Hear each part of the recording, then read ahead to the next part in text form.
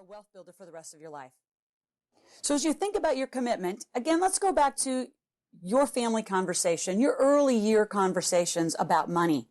You know, most people weren't taught about money. You know, it's that dark conversation that stays in the closet. It's the private conversation that your parents or your grandparents had behind closed doors. And what I find more than not is that no one had a conversation about money. So my company is called Live Out Loud, and we're about creating new conversations and conversations about money. For many of you, it will be the first time that you've ever been in a conversation about money as you join me today through this journey of creating a wealth cycle. Currently, what's taught in finance, I think, is still very industrial age. You know, we've been in the information age for years. And unfortunately, the industrial age is what's taught. And here's what I mean by that. In the industrial age, you know, we're taught to be diligent soldiers. We're taught to go to school. We're taught to get good grades and go get a good job, get a pension, get good benefits, and live like that for the rest of our life. The other thing that school traditionally is doing, unfortunately, is it teaches you to memorize and regurgitate a bunch of information. And if you do really well, you'll get A's. And that pattern continues on. If you really think about it, think about your first job.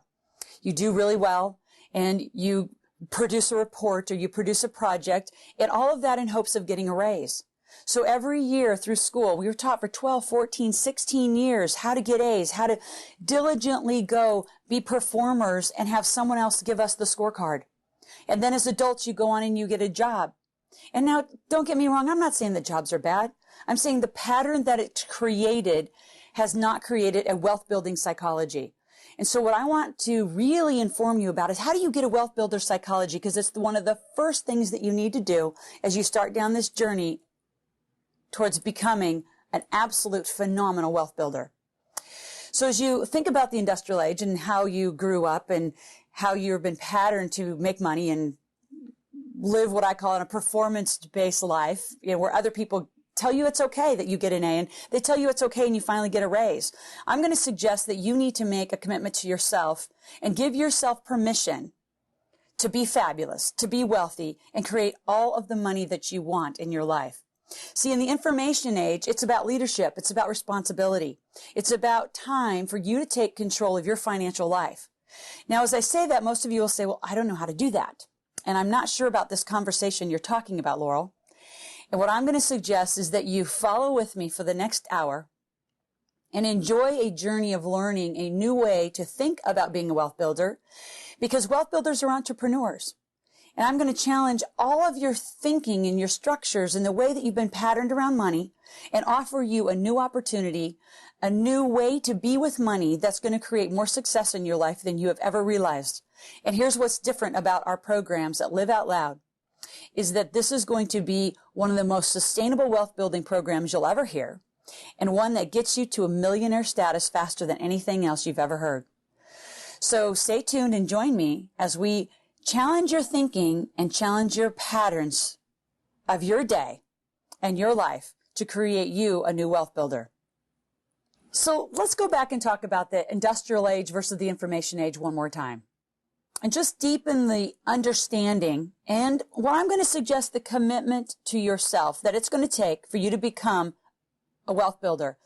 Now, the industrial age was what I call the park and pray era, where you park your money and pray that it does something. That, you know, every month, every week, you put a little bit of money away, and you do this delayed savings, and savings becomes, 40 to 60 years of hoping that it's all going to work out and you become a millionaire, or you have enough money to retire. It's about putting a lot of money into insurance plans and, very commission-based products where a lot of financial advisors made a lot of money, but did you make any money on those products? It's interesting, in the industrial age models, we were taught to put money away, and that when we're, 59 and a half, and through our 60s, we could start extracting our cash. Well, I don't know about the rest of you, but I want my cash now, which leads us to the information age finance, and information age wealth building. The way we are going to teach you through our 7-step process of creating a wealth cycle is far more about leadership. It's about responsibility. It's about making cash now. It's about taking control of your financial future and not parking your money and praying somebody does something and praying you become a millionaire. In our model, we want you to know you're going to become a millionaire. Now, some of you say immediately, well, I don't know if I want to really be a millionaire. I mean, Laurel, that's a lot of money.